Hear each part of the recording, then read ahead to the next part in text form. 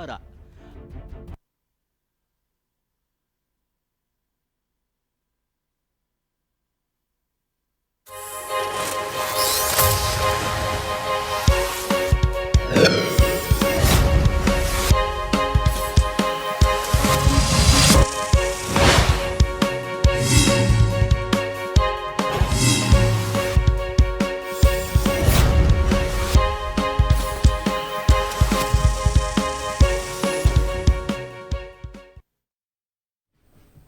जन उत्तराखंड बुलेटिन में आप सभी का स्वागत है और आपके साथ मैं जुड़ी हूं लीजा। खबरों पर बात करेंगे, लेकिन एक नजर हेडलाइंस पर।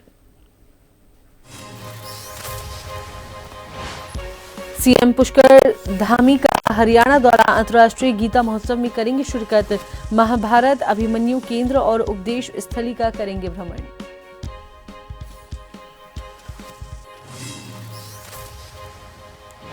जिला पंचायत अध्यक्ष और उपाध्यक्ष चुनाव का मामला, एसएसपी को जांच की प्रगति रिपोर्ट पेश करने के आदेश। नैनीताल हाईकोर्ट में 3 दिसंबर को अगली सुनवाई।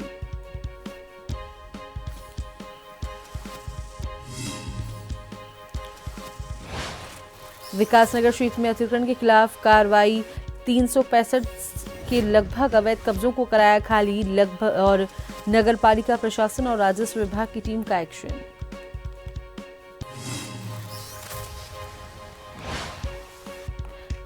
डोईवाला में गन्ना कृषक पब्लिक इंटर कॉलेज फिर सुर्खियों में। छात्रों को 1000 दंड बैठक लगाने का पनिशमेंट, अभिभावकों ने किया हंगामा, कार्रवाई की मांग। देहरादून में राजाजी राष्ट्रीय उद्यान में हाथी सवारी शुरू। 7 साल पहले 2018 में हाई कोर्ट ने लगाई थी रोक, फिर से शुरू होने पर पर्यटकों में खुशी की लहर।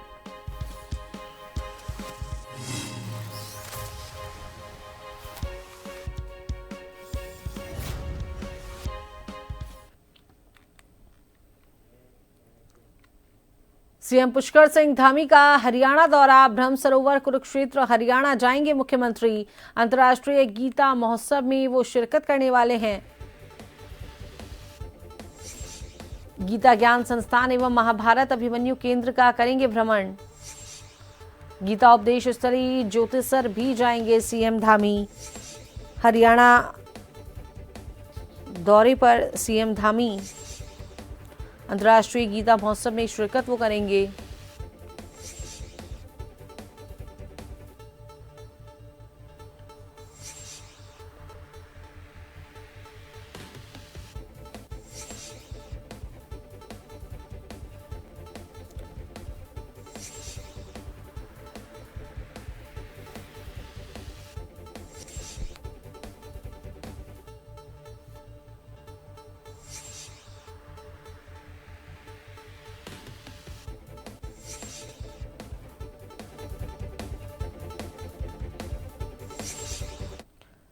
खबर पर विस्तार से जानकारी साझा करने के लिए उत्तराखंड से ब्यूरो चीफ हमारे साथ एसएन पंत फोन लाइन पर जुड़े हैं। तो श्रीनिवास जी, क्या कुछ अपडेट है खबर को लेकर?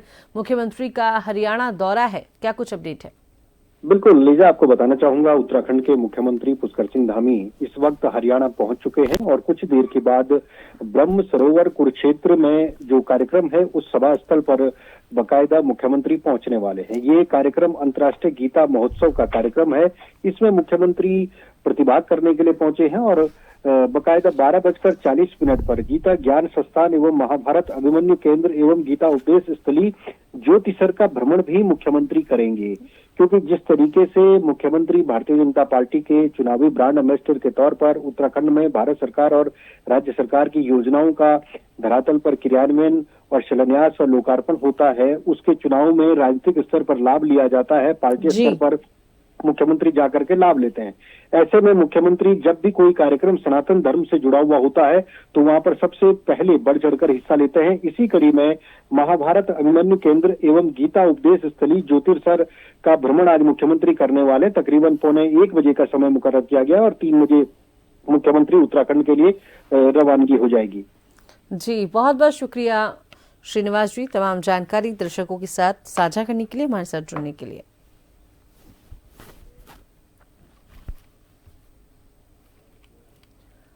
मुख्यमंत्री पुष्कर सिंह धामी ने केंद्रीय विज्ञान एवं प्रौद्योगिकी तथा पृथ्वी विज्ञान राज्य मंत्री डॉक्टर जितेंद्र सिंह की गरिमामयी उपस्थिति में देहरादून स्थित graphic era silver jubilee convention centre में आयोजित विश्व आपदा प्रबंधन सम्मेलन एवं 20वें उत्तराखंड राज्य विज्ञान एवं प्रौद्योगिकी सम्मेलन 2025 में बतौर विशिष्ट अतिथि प्रतिभाग किया और इस अवसर पर एनडीएमए के सदस्य डॉक्टर दिनेश कुमार असवाल की पुस्तकों का विमोचन भी किया गया। कार्यक्रम के दौरान मुख्यमंत्री पुष्कर सिंह धामी ने विज्ञान एवं प्रौद्योगिकी के क्षेत्र में उत्कृष्ट उपलब्धि हासिल करने वाली प्रतिभाशाली महिला वैज्ञानिकों को सम्मानित किया और इस अवसर पर राज्य भर के विभिन्न शोध एवं शैक्षणिक संस्थानों से आए चयनित वैज्ञानिकों, जिसमें young women scientist achievement award 2025 तथा you cost young women scientist excellence award प्रदान किए गए।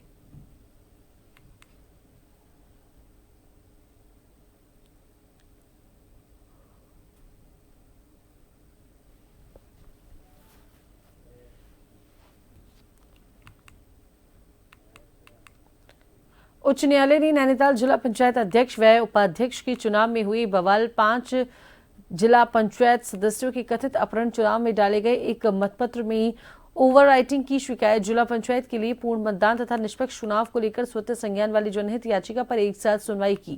मामले की अगली सुनवाई के लिए 3 दिसंबर की तिथि नियत करते हुए हाईकोर्ट ने एसएसपी नैनीताल को जांच की प्रगति रिपोर्ट पेश करने के निर्देश दिए।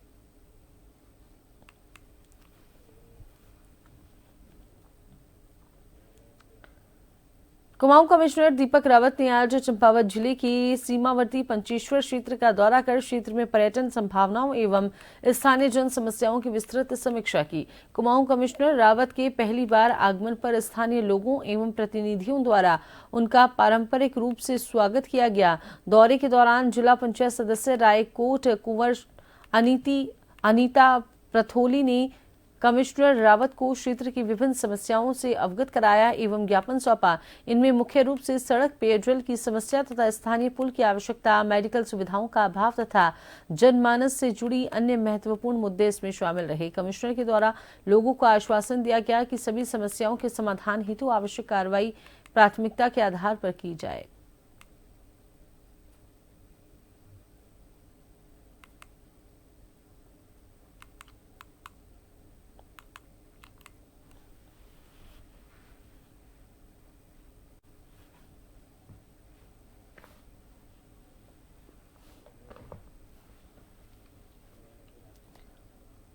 हरिद्वार यूनिवर्सिटी में आज वॉलीबॉल का एक दिवसीय कार्यक्रम का आयोजन हुआ, जिसमें मदरहुड मोनफोर्ड मां सरस्वती स्कूल रुड़की सहित 3 स्कूलों की छात्राओं को ट्रॉफी देकर सम्मानित किया गया, जिसमें लेकर छात्राओं में काफी हर्ष का माहौल देखने को मिला।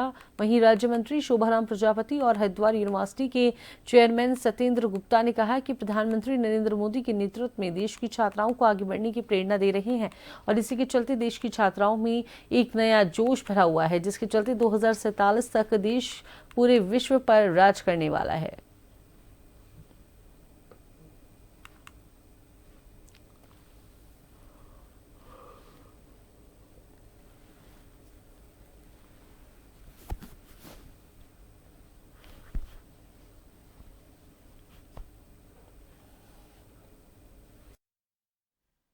कि हमारा जो युवा है, जो हमारी बेटियां हैं, हम उसके अंदर स्किल पैदा करें। इसलिए हमारा उद्देश्य रहता है कि हम ज़्यादा से ज़्यादा खेल का आयोजन करें, ज़्यादा से ज़्यादा टेक्निकल ट्रेनिंग का आयोजन करें, बच्चों को टेक्निकल ट्रेनिंग दें, सॉफ्ट स्किल ट्रेनिंग दें। तो हम अपने छात्र छात्राओं का इस पर बहुत फोकस करते हैं और कोशिश रहती है कि जो हमारा विश्वविद्यालय है, ये विश्वविद्यालय तो एक बार हमने बना दिया, लेकिन इसका जो इस्तेमाल है, यूज है ना, समाज के लिए हर वर्ग को इसको करना चाहिए।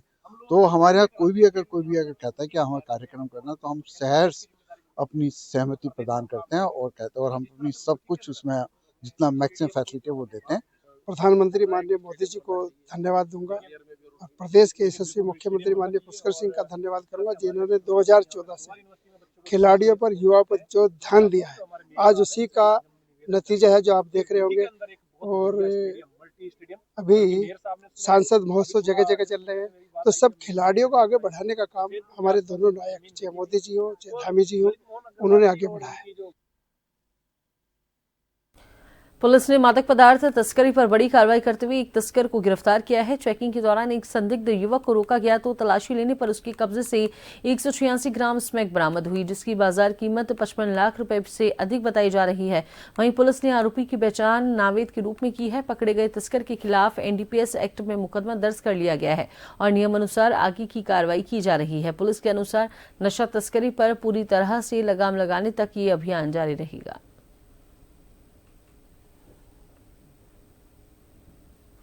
मंगलौर में एक बड़ी कार्रवाई इस नशा मुक्त उत्तराखंड के संदर्भ में की गई है। तो इसमें एक व्यक्ति अभियुक्त है जिसका नाम नावेद है, जो गंगनहर क्षेत्र का रहने वाला है, पार्ली गुज्जर का। उसको 186 ग्राम स्मैक के साथ पकड़ा है। जो स्मैक शायद वो कहीं बाहर स्टेट से बाहर से लाना बताता है। थाने को निर्देश किया कि इसमें जो इसकी बैक ट्रेल और आगे किसको इसने डिलीवर करना था उसमें पूरी हम कार्रवाई करेंगे। तो एक अच्छी कार्रवाई थाना मंगलौर ने करी। पछवादून के विकासनगर हरबटपुर क्षेत्र में सरकारी जमीनों पर अवैध रूप से किए गए अतिक्रमण के खिलाफ प्रशासन एक बार फिर से बड़ी कार्रवाई की तैयारी में जुट गया है। हाल ही में विगत 23, 24 और 25 नवंबर को उत्तराखंड जल विद्युत निगम ने शक्ति नहर के किनारों पर बड़े पैमाने पर विभागीय भूमि पर अतिक्रमण कर बनाए गए 111 अवैध निर्माणों को ध्वस्त किया था। विगत 3 वर्षों में यूजेवीएनएल उक्त जमीन से करीब 365 से अधिक अवैध कब्जे हटा चुका है। शक्तिनगर के इर्द गिर्द कार्रवाई पूरी होने के बाद अब अगले चरण में हरबटपुर क्षेत्र में अवैध कब्जों को हटाने का अभियान शुरू होने जा रहा है। नगर पालिका प्रशासन और राजस्व विभाग की टीम ने क्षेत्र में सरकारी भूमि पर बने 54 अवैध निर्माणों को चिन्हित किया है, जिनमें 38 निर्माण सोनिया बस्ती तथा 16 निर्माण आसन नदी के किनारे चिन्हित किए गए हैं।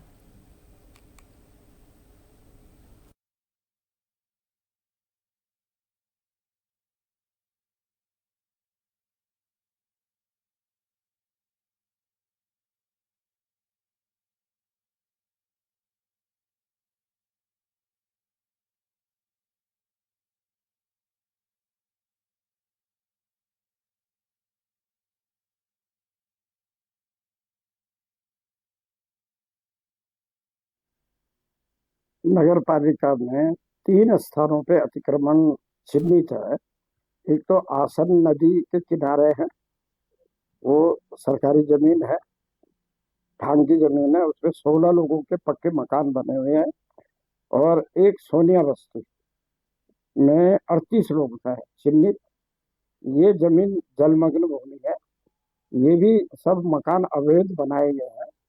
तो अभी एक वार्ड नंबर 2 में 2 मकान है, ऐसे कुल मिला के 54 मकान है। और इनको कल हम लोगों ने अतिक्रमण हटाने के नोटिस दे दिए हैं।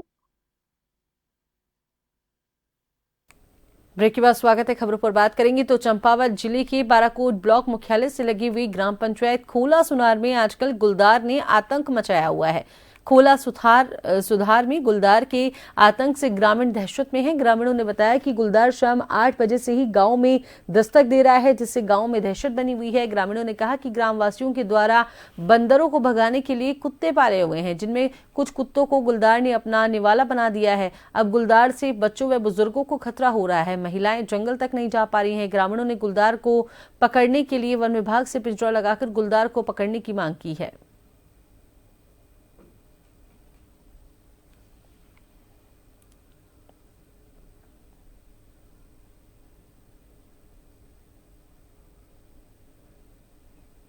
यहाँ कई दिनों से बाघ का बहुत ही ज्यादा आतंक हुआ है और कितने कुत्ते उसने अपने निवाला बना लिया कुत्तों का। क्या पता कभी आदमी में भी तो अटैक कर सकता है। इस बात को गौर में देकर ये वन विभाग से हमारा बहुत ज़्यादा अनुरोध है कि वो हमारी इस समस्या को तुरंत समाधान करके पिंजरा लगवाए।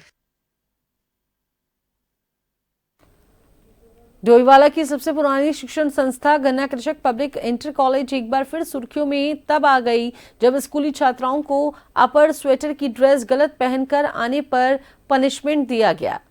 बता दें कि पनिशमेंट के दौरान 3 छात्राएं चक्कर खाकर बेहोश होकर गिर गईं, जिसके बाद सूचना मिलते ही छात्राओं के अभिभावकों ने विद्यालय में आकर जमकर हंगामा किया। उन्होंने स्कूल के प्रिंसिपल के द्वारा छात्राओं के साथ ऐसा व्यवहार करने पर कड़ी नाराजगी जताई। छात्राओं ने बताया कि प्रधानाध्यापक अंकित डोबरियाल ने छात्राओं को 1000 दंड बैठक करने का निर्देश दिया, जिसके बाद कुछ छात्राएं 100 तक दंड बैठक करने के बाद बेहोश होकर गिर गईं। सूचना मिलते ही छात्राओं के अभिभावक विद्यालय पहुंचे और प्रिंसिपल के खिलाफ जमकर हंगामा किया।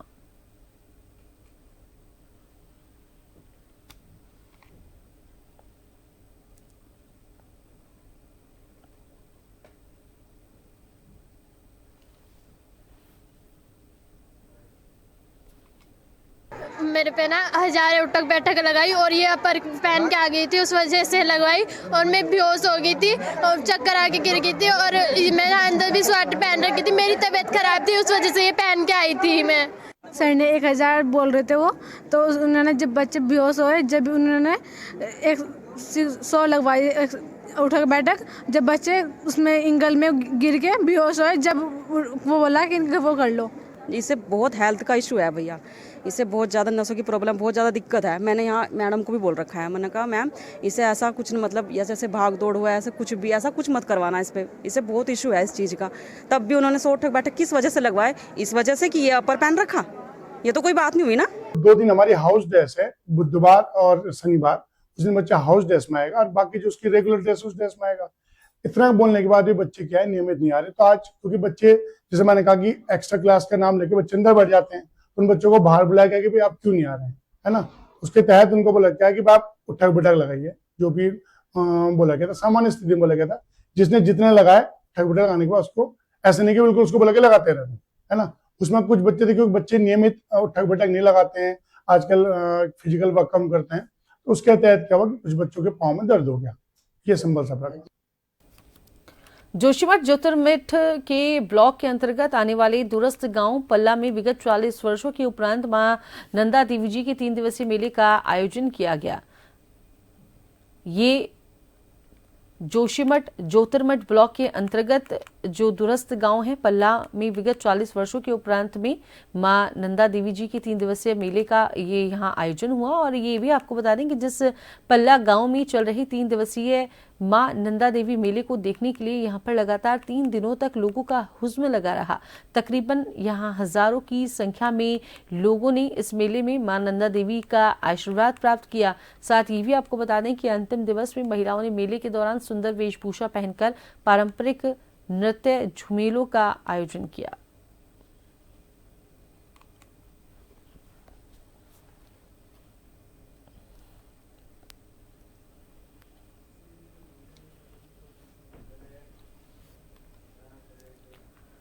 उत्तराखंड के देहरादून स्थित राजाजी राष्ट्रीय उद्यान में आने वाले पर्यटक और स्थानीय लोग एक बार फिर हाथी सफारी के रोमांच का आनंद ले सकते हैं, जो लगभग 7 सालों के बाद फिर से वापस लौटा है। देखिए ये रिपोर्ट।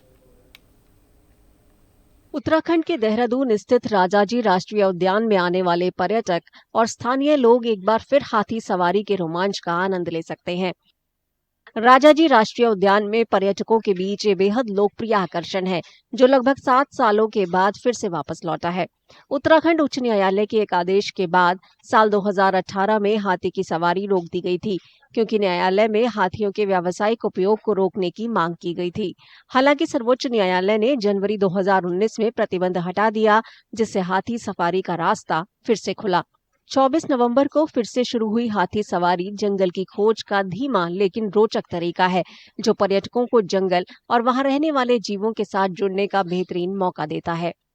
हाथी बहुत आराम से जाता है, प्रकृति के बीच में आप घूमते हैं, तरह तरह की वनस्पतियों का आपको अवलोकन होता है, जंगली जानवरों को नजदीक से देखने का आपको अवसर मिलता है। इन सब चीजों के अलावा हाथी की जो सवारी है ना, वो अपने में ही खुद एक रोमांचक सवारी है। उसका अगर आप लुत्फ उठाते हैं तो वो एक अलग अनुभव है। उत्साहित बहुत हैं कि हाथी पे बैठ के कैसा लगेगा, और जंगलों से तो खास प्रेम है, और जंगलों का संग और हाथी के ऊपर सवारी तो बहुत ही अच्छा एक फीलिंग आ रही है। इससे पहले कभी किया था आपने?